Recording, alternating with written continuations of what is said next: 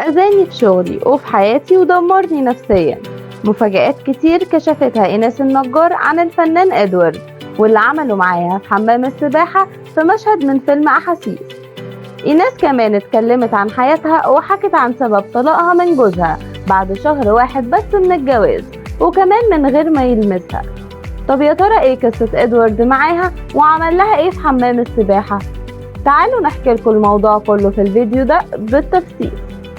إيناس النجار تحس كده إن ملامحها بريئة، بس هي ما طلعتش بريئة خالص، وفاجأتنا كلنا بمشاهد سخنة جدا في فيلم أحاسيس واللي تسبب في هجوم كبير جدا عليها.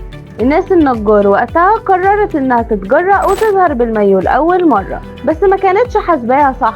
عملت مشاهد جريئة كتير في الفيلم، ومنها مشهدها مع إدوارد في أوضة النوم وفي حمام السباحة. الناس بررت المشاهد دي وقالت ما كنتش أعرف إنه هيسحبني في البسين وهيعمل فيا كده، وكل اللي حصل ما كانش مكتوب على الورق وما توقعتش إنهم هيعرضوه. وقالت كمان إن كل الفنانات بتلبس مايوهات عادي، بس فعلا أنا ما حسبتهاش صح، واعترفت إنها ندمانة على فيلم أحاسيس.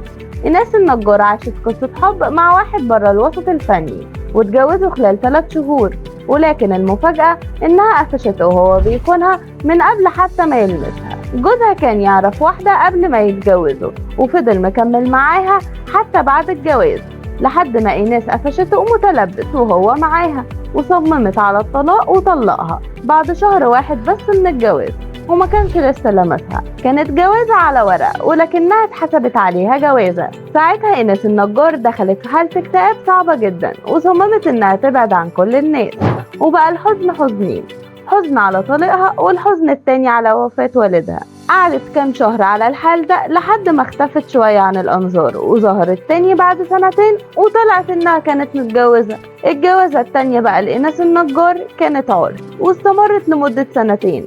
إيناس حست في مرة وهي متجوزة إنها تعبانة قوي، وعملت كل التحاليل المطلوبة واللي أكدت إن ما عندهاش أي حاجة، لكن جوزها بقى يعملها وحش فطلبت الطلاق وهددته إنه لو ما طلقهاش هترفع قضية خلع عليه. ومن هنا لهنا خاف منها وقرر يطلقها بشكل ودي. ناس كتير ما تعرفش الجنسية الحقيقية للفنانة إيناس النجار رغم إن ملامحها مصرية، إلا إنها في الأصل تونسية. إيناس قالت إن بسبب جوازاتها اللي فشلت ما بقتش بتفكر في الجواز، لكنها بتفكر فعلا في تجميد البويضات. إيناس قالت إن بسبب جوازاتها اللي فشلت ما بقتش تفكر خالص في الجواز، لكنها بتفكر فعلا في تجميد البويضات لأنها كبرت، ومهما تخلت عن حاجات مش هتقدر تتخلى عن حلم الأمومة.